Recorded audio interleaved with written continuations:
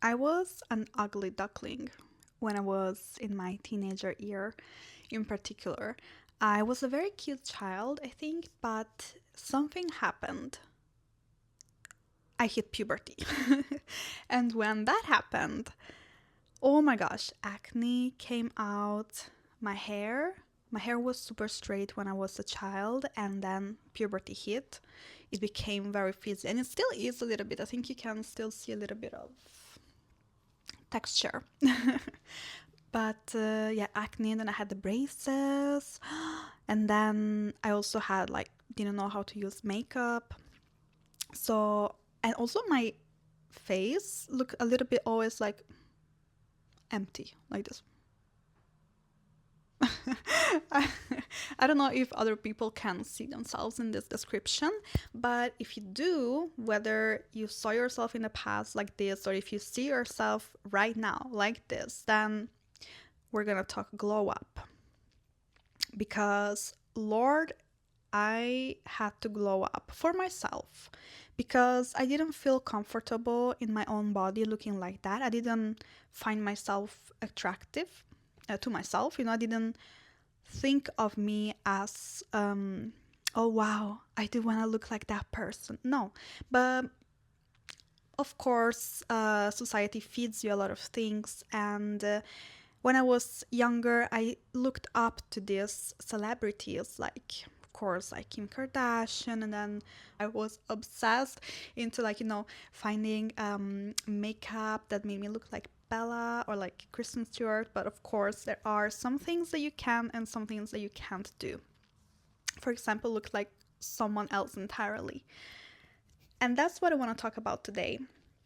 Mainly how to glow up, but without becoming someone else.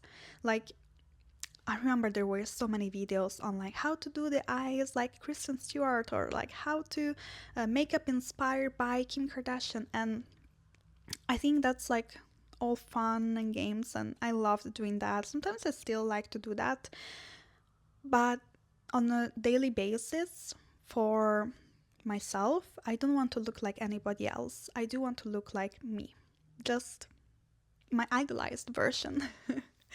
Like, I see myself as a goddess, this like fantastic, amazing goddess looking woman, and I do want to reach her and become her in my daily life.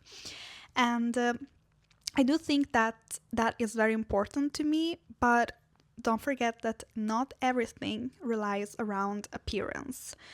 50% of your glow up can be appearance, but the other half comes from inside of you.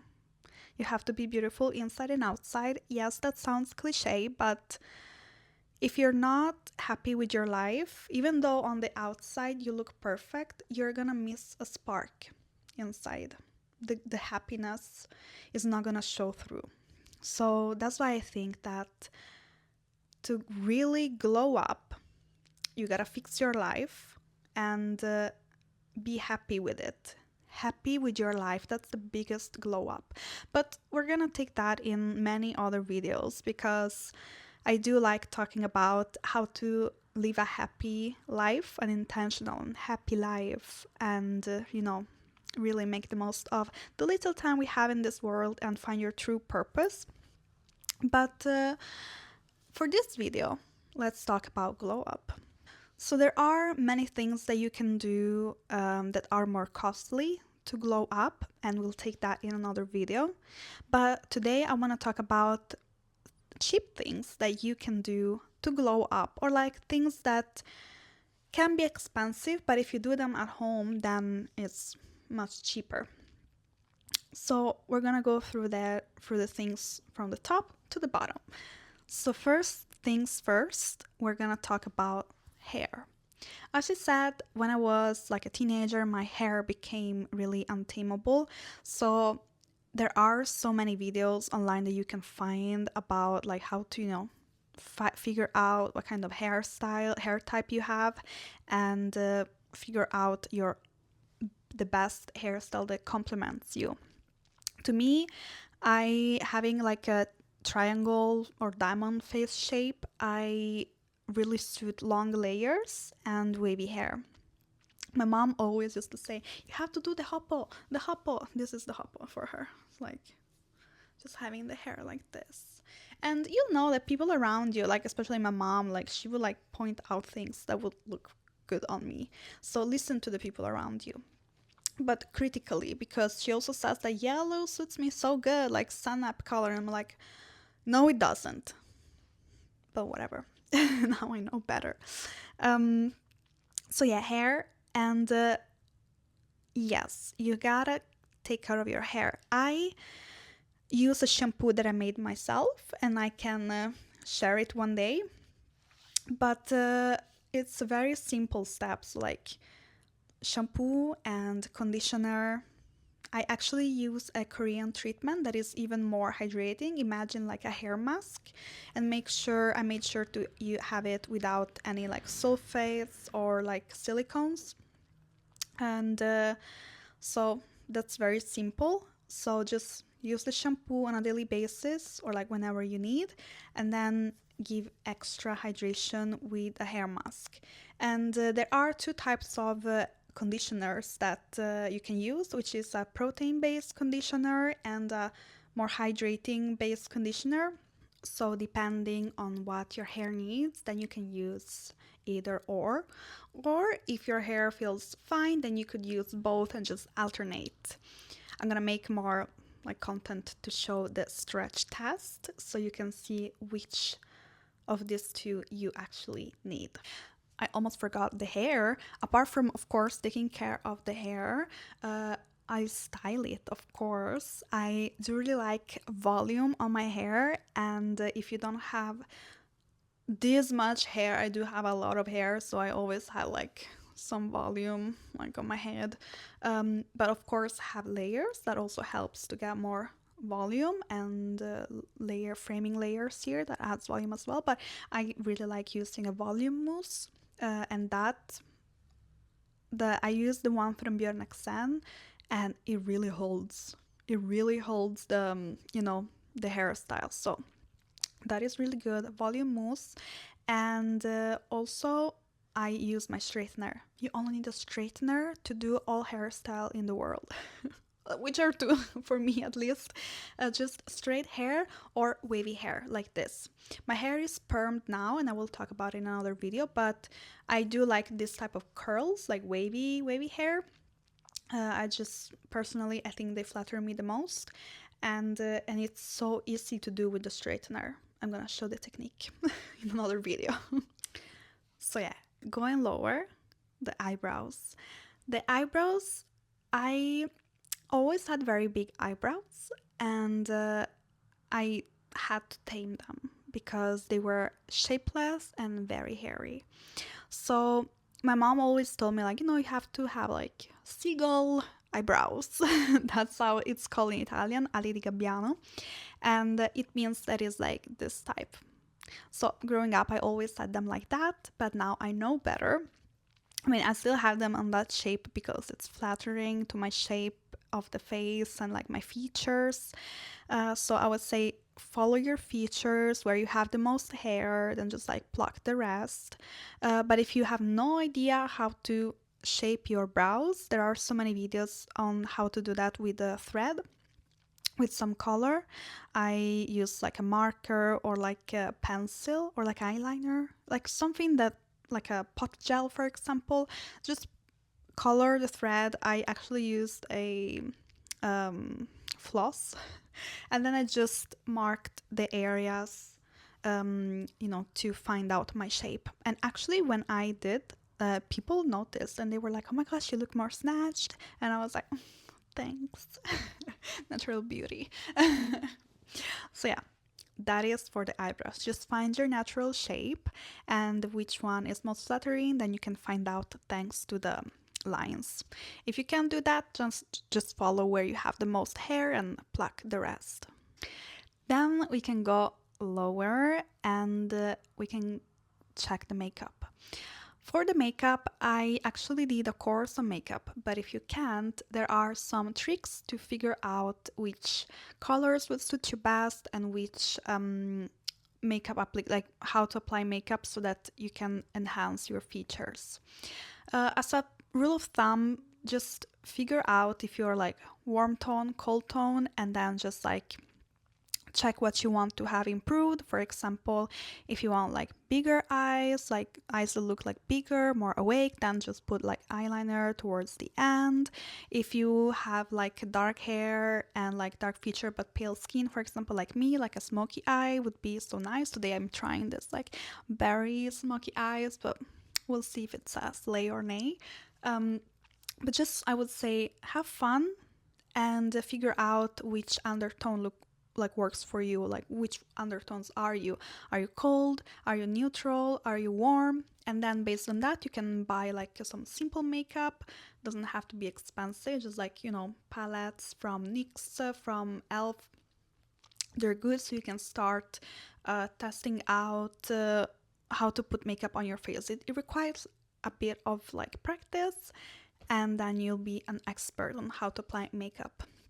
But again, I can definitely make more videos about this. It's just so much to talk about that I think it's better if we go faster now. And not only for the eyes, like once you find out which undertone you are, cold, warm, neutral, then you can figure out which eyeshadows, of course, like eyeliner, which blush color looks best on you, which lip color looks best on you. And there's a lot of different products that you can buy to have like a quick and easy makeup look for every day, so that you always look tip top. And I will definitely make more content about it. But this is gonna be like the general things on like what to do to, you know, always look put together. Just find out your undertones so you can buy simple makeup. In my routine, I always have like a foundation that's like or concealer if you want just simple. Both if you want to be a little bit extra, but today, for example, I'm only wearing a concealer as base, no foundation. And then I like blush and a lip product, and then I usually use only like a pencil for the eyes and mascara. And eyelash curler, that's like my top product. I always have an eyelash curler with me. But other than these products, then you can always add. But I think that these are the basic products that I would recommend. And you can also find multi-purpose products. For example, a blush that also can work for like the eyes and the lips, for example. And a gloss, I love my gloss, but that's optional. You don't have to. Oh my gosh, I almost forgot the most important thing, skincare. Skincare is so important. You cannot have a flawless makeup base without proper skincare. And you don't have to have the fanciest creams or whatever, just simple skincare works great. And I used for a long time CeraVe. I don't know how to pronounce it, but it's really good basic products. Just like a simple cleanser, I use the salicylic acid cleanser, and I think it worked amazing. Then I switched to the hydrating one, and I think that works nice as well, but I do like the salicylic acid a little bit better. It's more like foamy. And then I use just regular cream, like the lotion, and they also have the lotion with like sunscreen, so that's amazing as well. And they have the big tub for the whole body, and they have the smaller one for the face. They also have the retinol serum that I used for a little bit, and it was fine. But now, since I work like at a beauty store, then I have a lot of other products, so that's why I stopped buying those, and I just use the ones that I get for free at work. And right now I'm using just the normal, right now with all the beauty products, still my skincare is the same, just like cleansing. I use a serum. I don't use a toner for now, but maybe I should. But for now I use cleanser, serum, and then a cream. Simple. And of course in the morning sunscreen after that, because sunscreen is so important to age wonderfully, or like to also like protect the skin against the UV rays, because they're so damaging to the skin, not only to age well, but just to be healthy and not get melanoma, which is very deadly. So Always wear sunscreen. And yeah, so that's just simple routine. And then sometimes I may do like a sheet mask when I feel like I need extra hydration. And sometimes I do a scrub. The scrub that I really recommend for the face, it's homemade actually, and it's 2 teaspoons of sugar, 1 teaspoon of honey, and it's the best like physical scrub that I tried, and it's so easy to make at home. Alternatively, I do like to use chemical exfoliation more often, so I also use that. And I also use chemical exfoliation on the bikini line because I do tend to have sometimes the ingrown hairs, so I just use it there. Do like after a shower I use some salicylic acid treatment pads, and it really helped into having less ingrown hairs. So if you have enough like treatment pads, and just use them on the legs or whatever you feel you have most ingrown hairs. And just like there are a lot of body types, then we have the same for skincare. There are a lot of skin types, but mainly we have 3, which is like a dry, combination, oily. I would say a 4th is mine, which is dehydrated skin, which gets dry. Like after I wash my face and I let it just like air dry, I do feel it gets quite tight. But then throughout the day, I get very oily. Like I'm very oily right now. So you have to figure out what is your skin type before you buy skincare, because this way you can really like not waste money on skincare that you don't need, and just use the money in good skincare products that are actually gonna help you achieve the best skin. And there are a few tips and tricks to find out the skin type that you are. Mainly is like after you wash your face and you let it air dry, you don't apply any products, just check, okay, does my skin feel tight, or it doesn't feel tight, or does it get oily throughout the day? And then you can figure out, so if after you wash your face with the normal face cleanser and it gets air dried, does it feel normal? Then you have normal skin. Does it feel tight and it doesn't get oily throughout the day? Then you have dry skin. If it gets oily only on the T-zone, which is like here, the forehead and the nose and chin area, then you have combination skin. If it gets oily a little bit everywhere, then you have oily skin. And if you have it like me, then at first it feels dry, and then throughout the day it gets oily everywhere. And that is because there is the skin barrier is a combination of levels of water and levels of oil. If there is an imbalance between the levels of water and the levels of oil, if it's more water than oil, then you have dry skin. If it's more oil than water, then you have oily skin.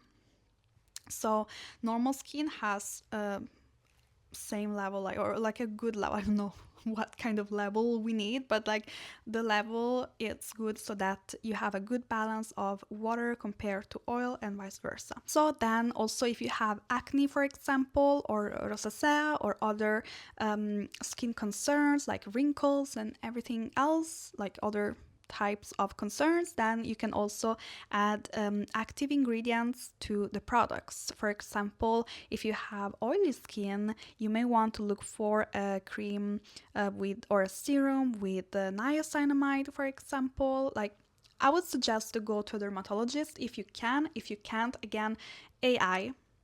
Tell AI, how does your skin feel throughout the day? How does it like become throughout the day?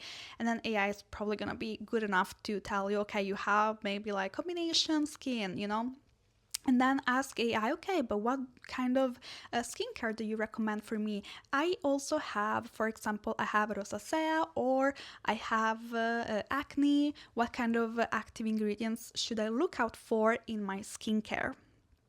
So for example, for me, I had a lot of acne and I have oily skin, so I was looking for products with salicylic acid, and I was looking for products with niacinamide. So then that's why I ended up buying the CeraVe salicylic acid cleanser, and that worked really well. So maybe I'm gonna buy it again once I finish the one I have. So yeah, and you can find, for example, in the pharmacy, it's so cheap. It's like, I really recommend CeraVe. Definitely. I'm not sponsored, of course. Like, oh my gosh, I'm so small to be sponsored by anyone for now, but that's what I use. That's what I use my money on, and I was very happy with the results and how my skin felt. Moving on, let's talk accessories. So I don't have a lot of accessories. I only have like earrings and a necklace, but I think that it's a very nice tip to actually have your base jewelry. So I always wear this, and I always wear the necklace, always. I go to sleep with them, I wake up with them, so that I always look like put together, because I think accessories really give that little extra shine to your persona. So I just choose this set and I all wear it all the time. Sometimes I change the earrings, because this is like golden and white. So I'm like, okay, then I can choose like silver jewelry or golden jewelry. But I always wear like, dainty jewelry so that I always look nice. So then we have, of course, the clothes. And there are so many body types, and with time, of course, you learn which ones look best on you and which not. But to make it shorter, so you don't waste any time buying clothes that don't flatter you, that maybe they look good in the moment, but then they don't flatter you or they don't match any other clothes that you have, I would recommend, you can also use AI to help you with this, but find your color palette. And that is slightly different from your undertone. So we have our undertones, and that's for like makeup, but not only like that, the undertones are also like part of a bigger picture that is your season, your color palette. And I did went to like a color analysis place, but before that I also used AI to ask which color palette I am. And then it also recommended, like, you have to add you put your picture, for example, on Canva, and then you go, I'll make better content about this, but like, you choose the color of the hair, your lightest part of the face, your darker part of the face, and you give the code, the like hexadecimal code, and then you can feed that to the AI, and it's gonna help you in figuring out the color palette.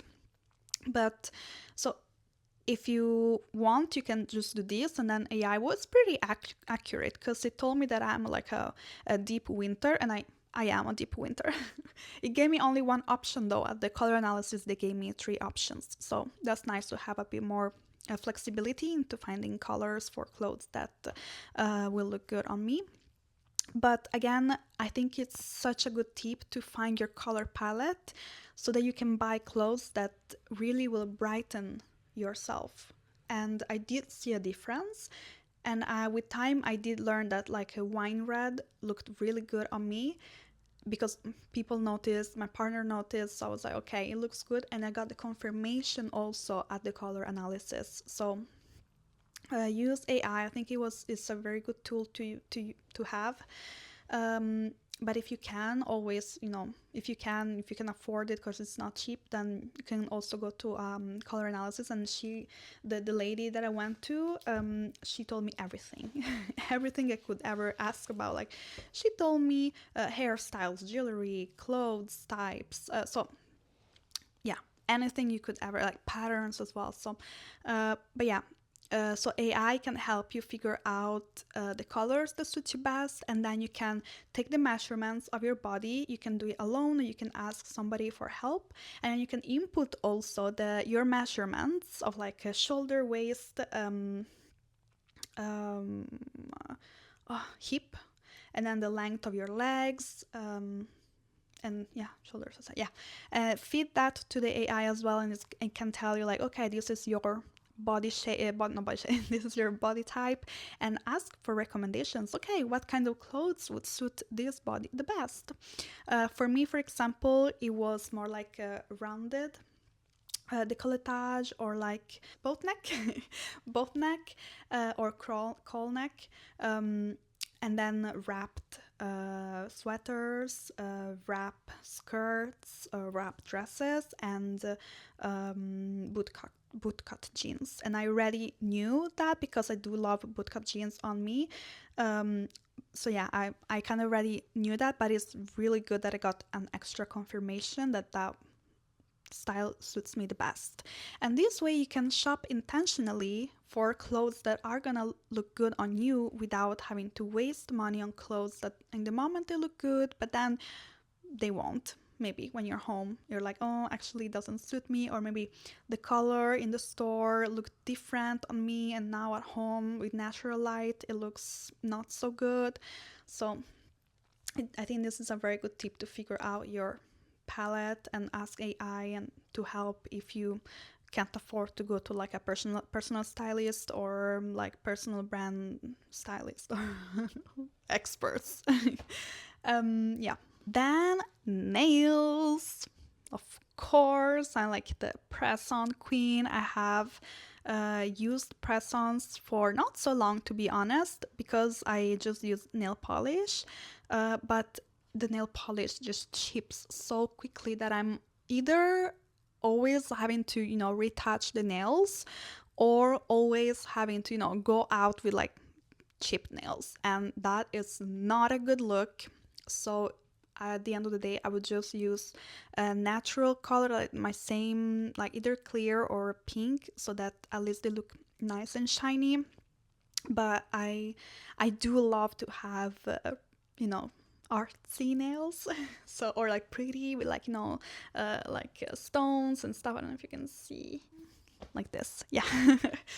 I really like to have like pretty nails, and so that's why I started using press-ons. I did used to have all the things to do gel nails at home. I did do a course. I was like nail technician course, but it took so long, and then my back was hurting, and then it took 3 hours to do the nails that I was like, oh, it's not worth it. So I discovered press-ons.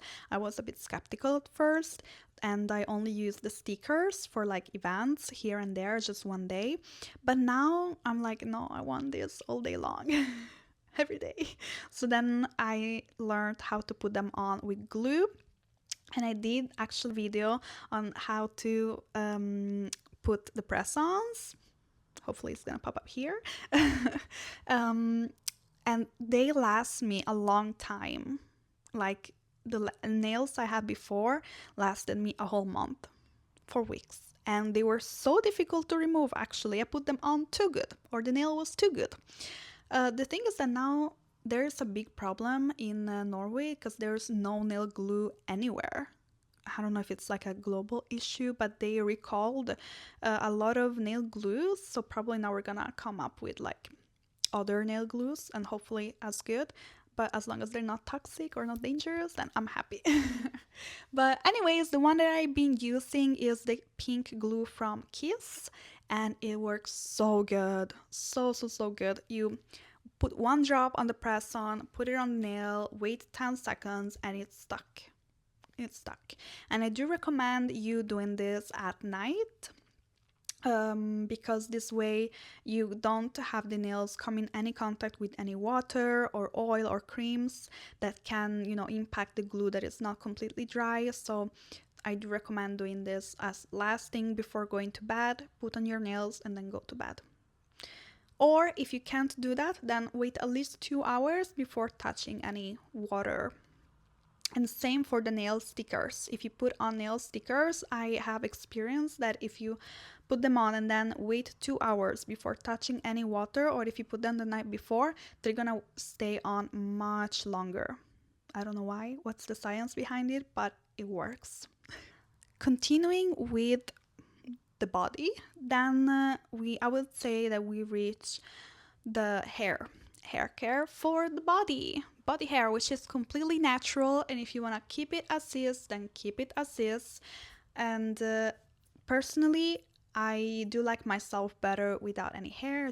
I just like touching my skin, and it's silky smooth and hairless. It's so nice, and that's why I remove it.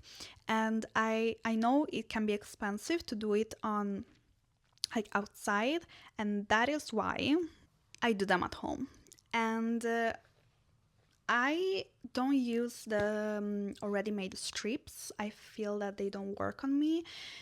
And I also don't get enough for one package because I'm your hairy girl. And that's why I have this machine that my mom bought, no kidding, 20 years ago. This is a 20-year-old machine and it still works like the first day. And it has refills. So this is, this is how old this is. I don't know what kind of attachment, like charging, that is, but it comes like this. It's empty inside, and it's a machine for estheticians. Don't mind that it's nasty. It's just, I don't know how to remove the wax. I tried with oil, but it just is not enough. But whatever. Then later you just buy the refills like this. And these are so cheap. Like in Italy, one of these is less than €2. That's why whenever I go to Italy, I buy a lot of this. And I really like the green one with the argan and titanium. Argan oil. The argan oil one is really nice. And yeah, so I use this to wax my legs, and it works amazing, super cheap. You buy a big roll. It's like a big roll with like this material, like continuous, like rolled up. And then I cut the size that suit my legs best. And look how many. Look how many. So yeah, this is what I do. I just wax with this machine, and no kidding, it lasted 20 years. It's just like generic waxing machine, and I think this is the best. I really don't like using I would never buy the Veet or Vet one because they have a different size. So make sure you get the generic one, because any refill can pass for this size, the standard size. But for example, the branded ones like Strep, Vet, I don't know. Well, it's a very famous brand, like no shade, like if you want to use those fine, but I just don't like them because their refills are a different size. So yeah, I just prefer the standard machine because the branded ones, they have the refills that have a specific shape that won't fit other machines, while the generic one can fit all the refills, and the refills are so cheap, they're like €2 each refill. And with one refill I do all of the legs, and actually with one refill I do even more because I have some left. So this I used for my legs, and I'm very hairy, so you can imagine like one is more than enough for most of the population for legs at least. So yeah, definitely recommend buying one of these, and you can still find these generic ones for very good prices, so do that if you can and if you want. But one thing that you will never see me do is wax my armpits. So for my armpits, I will just razor them. And I do have to say, I lasered my armpits, and that's why it's way less hair than I had before, and that's why I don't get ingrown hairs.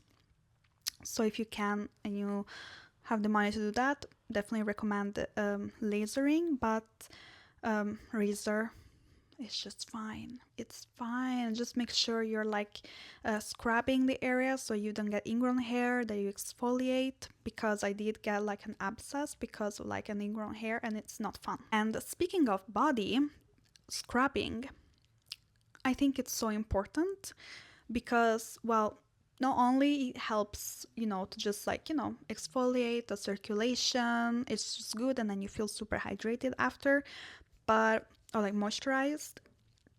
But if you self-tan, then you must scrub your body because otherwise it's going to be patchy and it's not going to look good. And also before you tan in general, I think it's good to scrub but also is super nice because this way you won't have as many ingrown hairs.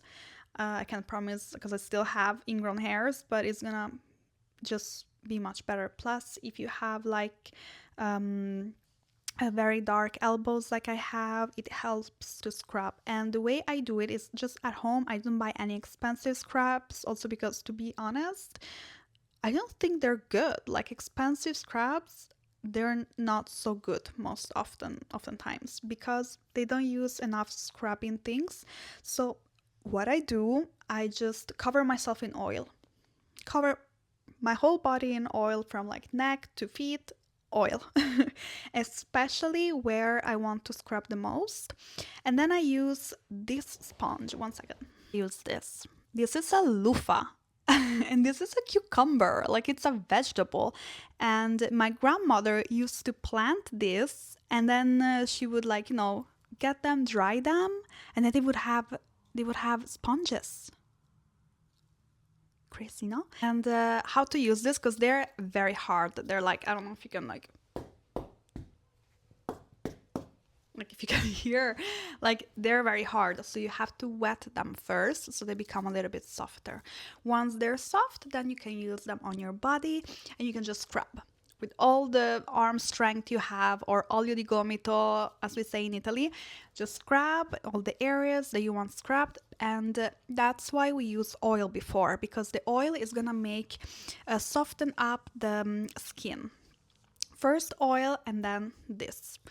Alternatively, you can, if you want something softer, like you can just use like sugar and oil, or like if you have old creams that you don't use, like you can just take the creams and mix them with a lot of like sugar and salt so that they become scrubs. This is amazing. Like if you have old creams, just reuse them in this way. And last but not least, toes. Yes, toes, because those are also important. Mostly in summer, we do have to learn how to take care of our feet. And we, like, for example, I use this mask it's like a sheet mask, but for the feet. And I put my feet into this pocket, and it is filled with this enzymatic peel. And it's like a baby foot, but I can't find the baby foot here. So that's why I buy this dupe here. But it works the same. Put my foot in this sock, and it's filled with this enzymatic peel, and then wait the time that you have to wait. Be careful because it's very slippery, so don't walk. Don't walk with this. Just sit on the couch and do nothing. Have a towel close to you so you can remove the product after. And then you wash off your feet, and in time 1 to 2 weeks, you're gonna start see the dry skin, or like the dead skin, to just shed out from you. And that's amazing because this way you're gonna have very soft feet, baby soft feet. And if you can't find this, then of course just scrub, like with the same recipes. I just blend some sugar with some cream and just scrub, or oil and the loofah. Just scrub the bottom and just lower the feet, and just do a simple pedicure. Soak the feet into warm water, and with a spoolie or like a little stick, then you can just like clean the area of the cuticle underneath with like a brush, and apply just a simple nail polish. I don't know why, but nail polish on my feet lasts for ages. So there I use normal regular nail polish to give a nice, just like a soft pink hue. I think it's very flattering. Or if you want to be even more like crazy, oh my gosh, then you can do a French pedicure. I think that's super elegant, and if you can match it with the nails, amazing. That's why I always like to wear like a nude or like very elegant French, very soft colors, so that I can easily match with the feet. And I also have press-ons for the feet. I gotta show this. So these are press-ons for feet. Like, hopefully you can see well enough. But they're so cute and tiny, and I don't use this often at all, actually. I just use them if I have like a wedding or like a special event where I really, want to have something that looks nice, and then I just apply this with a nail sticker, but in this case, toenail sticker.